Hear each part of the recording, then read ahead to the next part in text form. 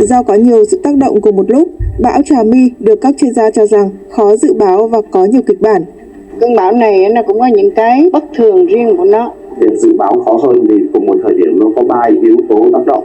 Không khí lạnh đẩy nó xuống phía nam, rồi thêm sự xuất hiện kịp thời của cái cơn bão ngoài là nó rơi cái Trà My đi ra.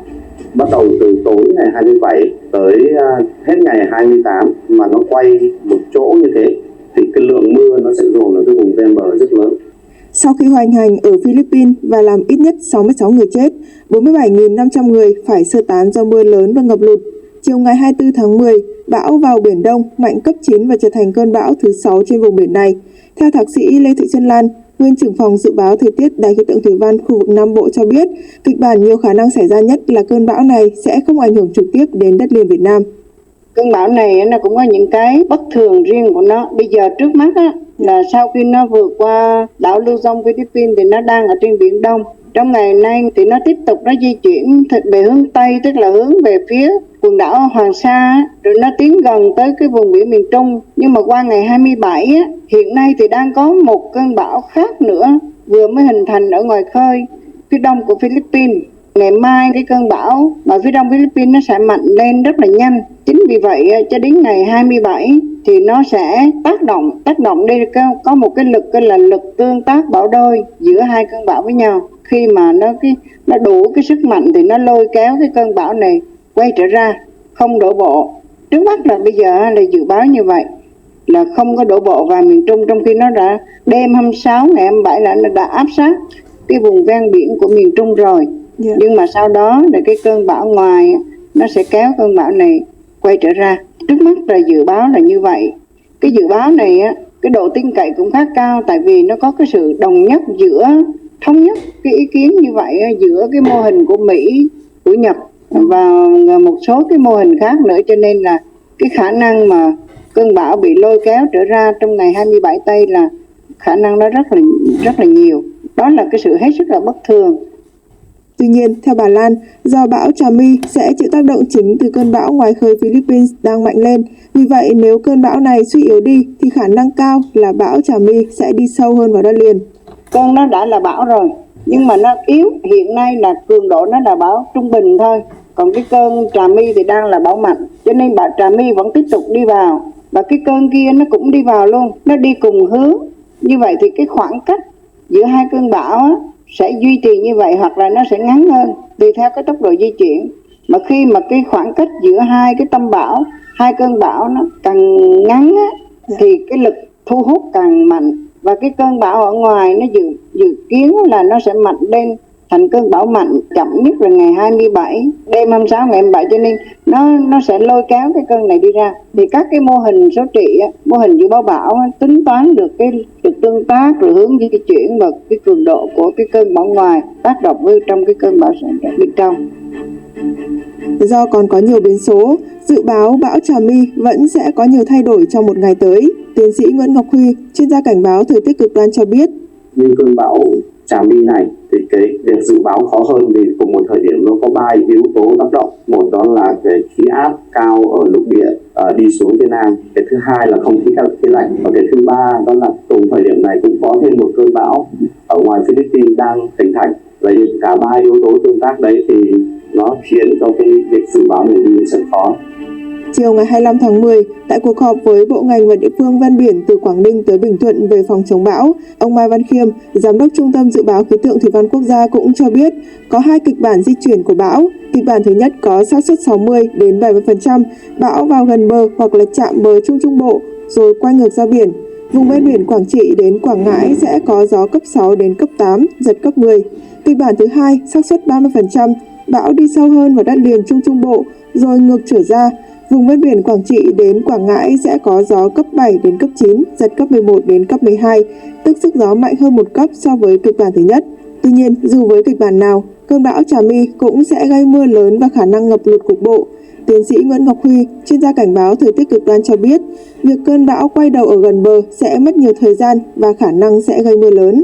Cái đợt này, cái nguy cơ mà bị ngập lụt do bão thì tôi nghĩ là ở các vùng của Quảng Trị, Quảng Bình, Huế, Quảng Nam, Đà Nẵng, Quảng Ngãi đều có các nguy cơ bị ngập lụt. Trước mắt đó là cục bộ. Tại vì cái lượng lượng mưa khi mà cái cơn bão này vào gần bờ, ngay cả với hai kịch bản thì đều cho thấy là khi gần bờ nó mới dừng lại. Khi mà bão nó dừng lại, nó sẽ dừng ở đấy rất lâu. Trước khi nó phải hướng là nó phải quay ở đó một cái quãng thời gian lâu, và quãng thời gian quay của nó thì tôi nghĩ là nó phải cần đến là khoảng 1 ngày rưỡi. Mà 1 ngày rưỡi trong bắt đầu từ tối ngày 27 tới hết ngày 28 mà nó quay chỗ như thế thì cái lượng mưa nó sẽ dồn ở cái vùng ven bờ rất lớn, và cái sóng cồn nó sẽ kéo dài từ đêm ngày 27 cho đến hết ngày 28. Thì với cả hai kịch bản thì đều cái việc đó đều xảy ra, cho nên là hầu hết các cái đài dự báo, ngay cả khí tượng thủy văn trung ương cũng đưa ra cái mức cảnh báo về mưa lớn rất là lớn. Theo ông Mai Văn Khiêm, hoàn lưu bão rất rộng, tính từ thành mắt bão ra ngoài khoảng 500 đến 600 km, vùng gió mạnh trên cấp 8, bán kính 250 km. Vì thế tâm bão còn cách xa bờ, nhưng từ chiều mai bắt đầu gây mưa lớn ở miền Trung.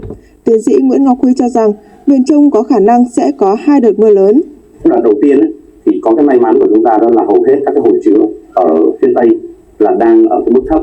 Ngay cả cái hồ mà lớn như là hồ Sông Tranh của Quảng Nam thì cũng đang ở cái cao trình là 165 m của hiện tại. Ở Huế thì cũng đang ở cái mức gọi là hồ thấp, nhưng mà tôi cũng vừa biết tin đó là tỉnh Thừa Thiên Huế cũng như là đã chỉ đạo cho các cái hồ chứa đó là xả nước sớm. Ngay cả đang ở mức thấp chúng ta đã có một cái động thái đó là xả nước sớm, chứ không phải là đợi đến khi mưa lớn thì mới xả. Cho nên là cũng thấy là về mặt chuẩn bị trước thiên tai thì cũng đã có cái sự chuẩn bị rất là kỹ. Vì sao? Kịch bản của lượng mưa là tương đương với khoảng 500 mm trên toàn đợt.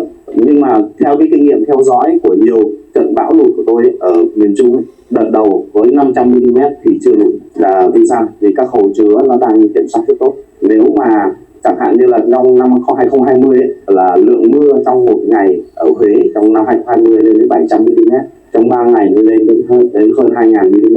Vì vậy cho nên là nếu với cái kịch bản mưa mà từ 500 mm thì chúng ta mới chỉ có gọi là lụt nước trong. Lụt nước trong là tại chỗ, mưa tại chỗ mà không thoát được. Còn một loại lụt khác là lụt nước đục, bắt đầu với cái kịch bản mưa mà khoảng lên từ 700 mm trở lên cao hơn, mà lại là trước đó đã có mưa thì chắc chắn là các hồ chứa không kiểm soát được, thì nó sẽ xảy ra cái hiện tượng đó là 3 cái hiện tượng nguy hiểm nhất xảy ra đồng thời mà khiến có thể nguy cơ gây ra lụt. Thứ nhất đó là hồ đã đầy bởi một đợt mưa trước, thủy triều lên tạo ra cái hiện tượng hàn cửa. Cái thứ ba đó là mưa luôn tại chỗ vào đúng thời điểm đó. Thì cái đây những kịch bản đó là gây ra lụt ở miền Trung rất thường xuyên.